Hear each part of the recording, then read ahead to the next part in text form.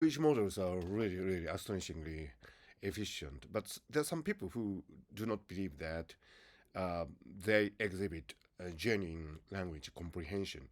So there's this debate going on. But many people believe perhaps that large language models have now passed the Turing test.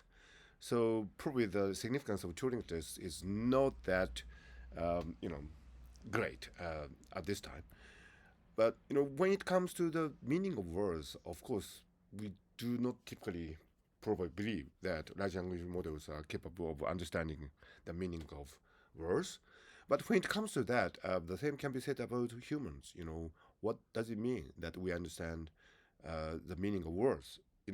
Of course, when we speak uh, language, like in my case, my native tongue, Japanese, or this acquired language, English, um, I can distinguish the processes where I understand a language, where I don't understand a language. For example, if I try to speak Swahili by imitating somebody's speech, I don't understand Swahili so much. So, the way I process the Swahili language would be different from the way I process the English language or the Japanese language. So, there's this distinction of understanding of language.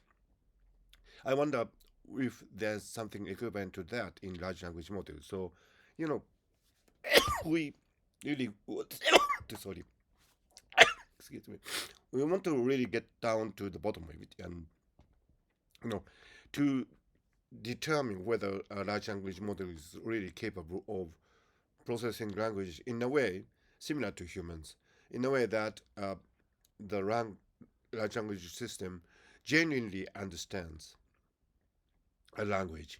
And it'll be interesting to, think about how we can do that. How we can test whether a large language model has a genuine understanding of our language, and that is a really interesting open question. Maybe the Turing test cannot do that. We need to devise another language test. For example, the Winograd Schema Challenge, which I think is a really great way to test the ability of language. But we probably need some really great idea about testing the genuine understanding of language by large language model. And I think that's an open question still.